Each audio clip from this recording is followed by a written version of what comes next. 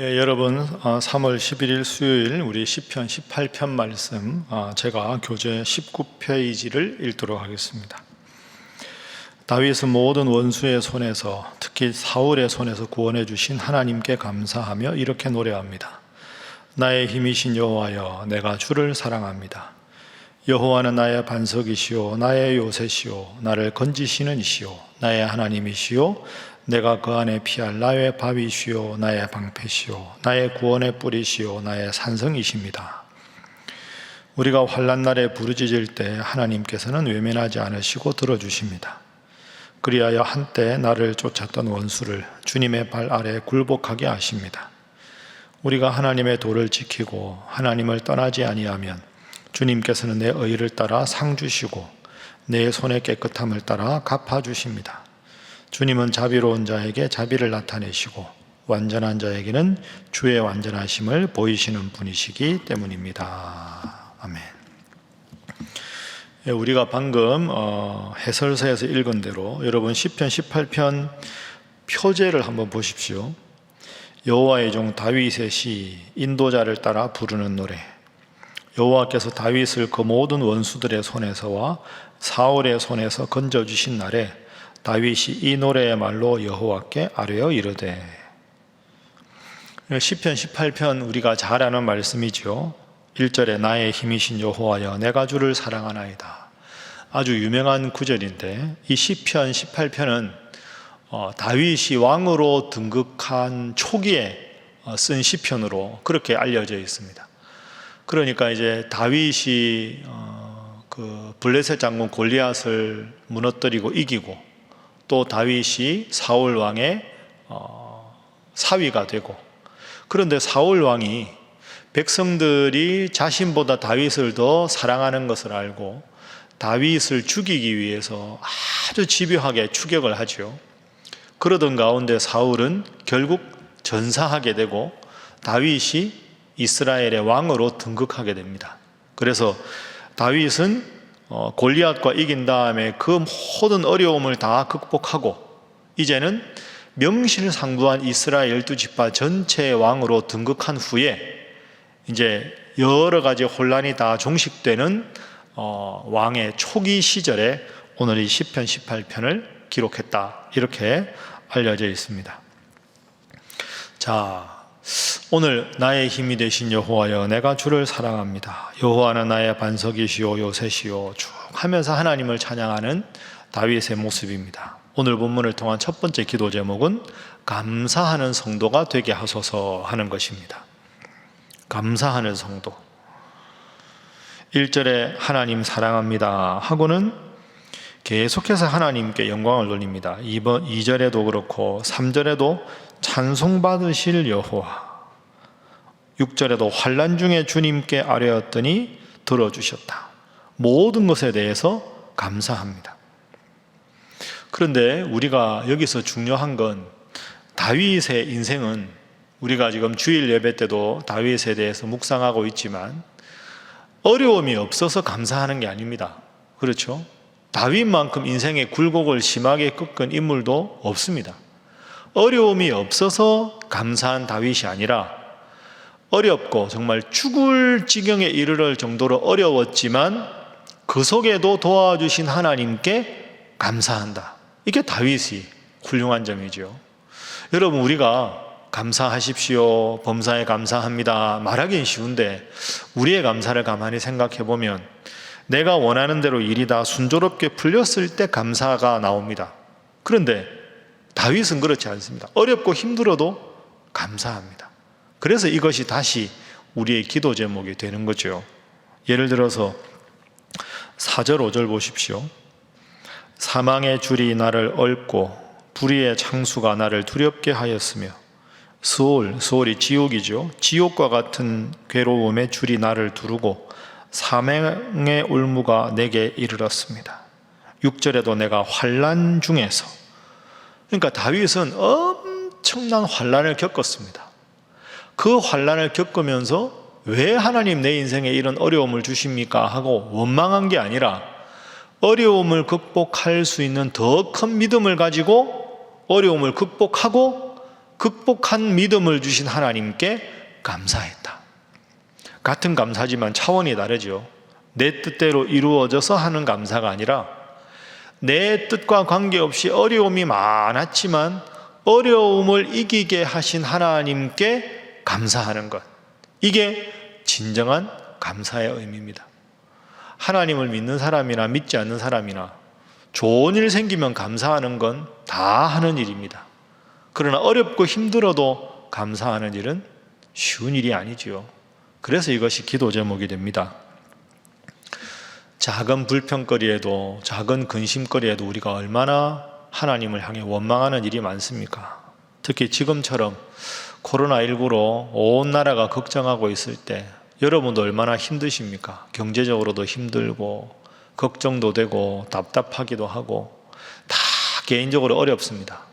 그러나 어려움이 있어서 불평하는 게 아니라 어려움 속에서도 새롭게 일상적 경건이 정말로 필요하고 하나님이 나를 하루라도 지켜주지 않으면 내가 내 건강을 보증할 수 없고 하루하루 내가 일할 수 있는 직장이 얼마나 있는 게 감사하고 가족이 있는 게 감사하고 동역자가 있는 게 감사하고 그래서 어려움 때문에 원망하는 게 아니라 어려움 때문에 익숙한 것에 대한 감사를 잃어버린 스스로를 돌아보며 감사를 회복하는 우리 사랑하는 신일의 모든 성도들이 되시기를 주님 이름으로 부탁합니다.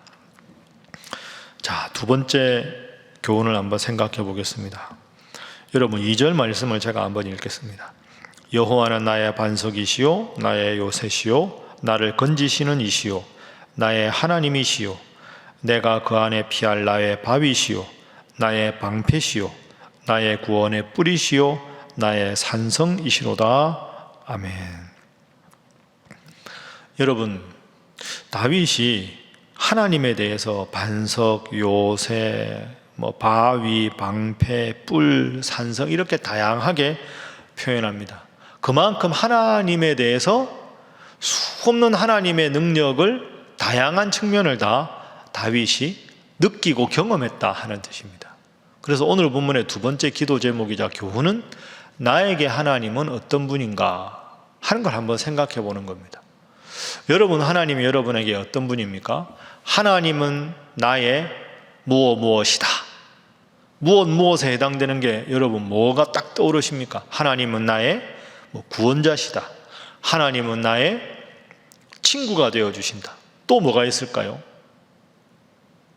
한번 가만히 생각해 보세요. 다윗은 하나님은 나의 요새시요 반석이시요 산성이시요 구원의 뿌리시요 피할 바위시요 엄청나게 많이 표현합니다. 이것이 다윗의 영적인 수준이죠. 숨을 곳이 필요할 때는 하나님이 요새가 되어주시고 힘들고 어려울 때는 의지할 수 있는 바위 같은 분이 되어주시고 지치고 외로울 때는 피난처가 되어주시고 그러니까 하나님이라는 분의 다양한 면을 그만큼 영적으로 많이 체험하고 경험했기 때문에 이 풍요로운 고백이 나오는 겁니다. 여러분은 어떻습니까? 하나님은 나의 구원자십니다. 친구십니다. 또 뭐가 있을까요? 제가 아까 두 개 예를 들었죠. 그걸 많이 나도 모르게 많이 고백할 수 있으면 있을수록 하나님에 대한 내가 받은 은혜가 그만큼 크다는 거죠. 우리가 시편 8편 읽을 때 주의 손가락으로 만드신 주의 하늘과 주의 베풀어 주신 달과 별, 주의 손가락으로 만드신 하늘, 다윗의 수준이라고 말씀드렸죠. 오늘 보면 8절도 예를 들어 보십시오. 그의 코에서 연기가 오르고 입에서 불이 나와 사름이요 그 불에 숯이 피었도다. 그러니까 하나님의 코에서 연기가 오른다. 여러분 그렇다고 우리가 다른 크고 대단한 동물이나 전설상의 그런 뜻이 아니고요. 하나님의 코에서 연기가 오른다. 하나님이 움직이시니 땅이 진동하고 산들이 요동한다. 그만큼 하나님에 대한 표현력이 크고 위대하다. 하나님을 향한 그리고 하나님과의 깊은 만남의 정도가 다양하고 깊다. 나는 하나님께 어떤 하나님으로 고백할까? 저는 요즘에 나의 앉고 일어섬을 아시는 하나님, 이게 참 많이 다가옵니다. 시편 139편. 나의 앉고 일어섬을 아시며. 잠자리에 들 때 기도하고 아침에 눈 떠서 기도하고 어릴 적부터 해온 기도인데 그 기도가 얼마나 새로운지 모릅니다. 하나님, 오늘 하루 잘 보냈습니다. 잠자리에 듭니다. 평안한 마음으로 편안한 몸 되게 하시고 내일 새벽에 일어났을 때 가장 먼저 평안한 마음으로 하나님께 감사기도 올리는 사람 되게 해주십시오. 여러분, 하나하나 아닙니다. 그렇게 기도하고 하루를 시작해 보십시오. 하루가 다릅니다.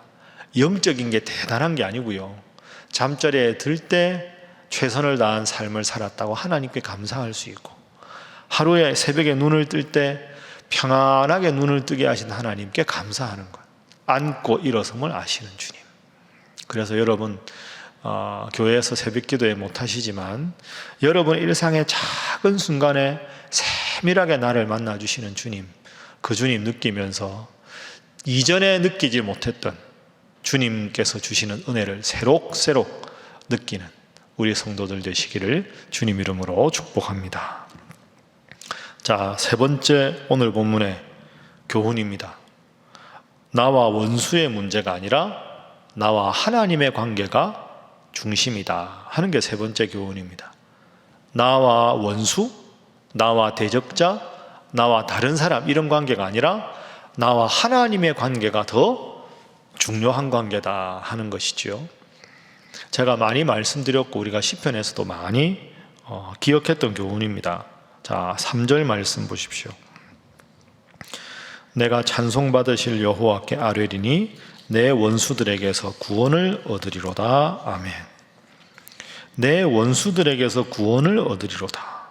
그러니까 원수들이 다윗을 집어삼키려고 하는 어려움이 있었다. 그 어려움 속에서 하나님께 나는 아뢰겠다. 그러니까 지금 다윗은 나와 나의 대적자들 이 관계가 아니고 대적자들을 어떻게 무찌를까가 아니라 하나님이 나와 지금 함께 하시는가, 내가 하나님과의 채널이 열려 있는가, 그러면 하나님과 나의 관계가 바로 서면 원수는 하나님께서 알아서 해결해 주신다.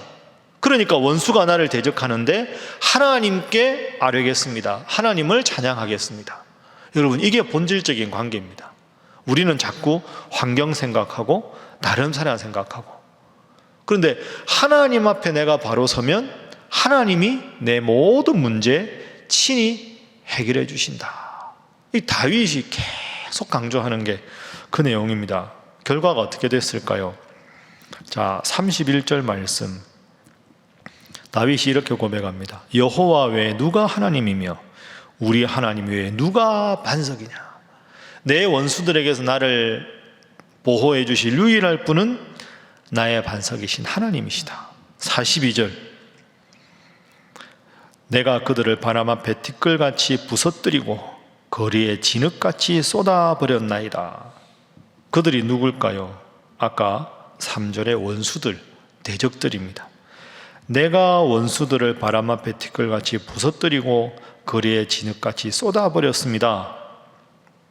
사실은 다윗이 한 게 아니라 누가 합니까? 하나님이 다윗을 통해서 역사해 주신 겁니다. 그러니까 다윗이 훌륭한 이유가 여기 있는 겁니다.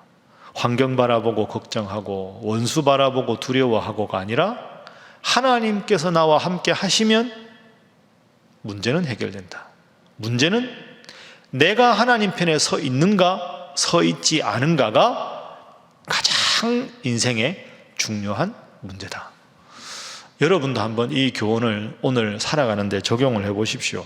누군가와 관계가 문제가 있습니까? 하나님 앞에 내가 바로 서 있는가를 확인해 보십시오. 내 인생에 큰 어려움이 있습니까? 그 어려움을 준 그 사람을 어떻게 내가 처리할까가 아니라 하나님 앞에 기도해서 하나님께서 이 문제를 친히 개입하시고 하나님께서 나를 통해서 지혜롭게 해결해 달라고 기도해 주십시오. 그러니까 하나님과 나의 관계가 본질적인 것이고 나와 이웃, 나와 환경의 관계는 비본질적인 것이다 하는 거죠. 관계가 얽힐수록, 상황이 어려워질수록 그 관계를 보지 말고 상황을 보지 말고 하나님을 바라보라. 그랬을 때 하나님은 나의 반석이 되시고 요새가 되시고 피할 바위가 되시고 힘이 되어 주신다. 말씀을 정리하겠습니다. 사랑하는 우리 신일의 성도 여러분, 오늘 하루도 힘들지만 그럼에도 불구하고 감사하고, 그래서 하나님께서 내 인생에 함께 해주심에 대해서 하나님은 나에게 이런 분입니다 하고 풍요롭게 하나님을 고백하고, 그리고 상황과 다른 사람이 아니라 하나님께만 집중해서 모든 문제를 친히 하나님 해결해 주시고 여러분 마음의 힘과 평안과 능력으로 함께 하시는 하나님 체험하시는 귀한 하루가 되시기를 주님 이름으로 축복합니다. 다 함께 기도 제목 놓고 함께 기도하고, 또 우리 코로나19에 조속한 종식을 위해서, 또 특별히 우리가 돕는 시골의 교회들 선교사님들 위해서, 대구 경북 지역의 작은 교회 담임하시는 목사님들과 성도들을 위해서, 여러분 각자를 위해서 다 함께 주님 앞에 기도하겠습니다.